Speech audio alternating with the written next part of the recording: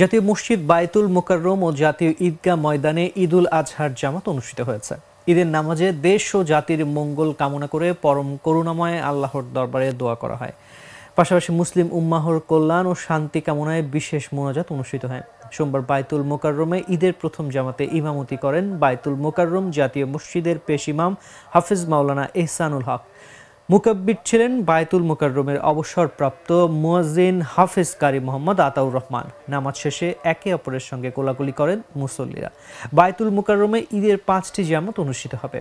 এর মধ্যে দ্বিতীয় জামাত সকাল 8টায়, তৃতীয় জামাত সকাল 9টায়, চতুর্থটি সকাল 10টায় এবং পঞ্চম ও সর্বশেষ ঈদের জামাত হবে বেলা 11:15টায়।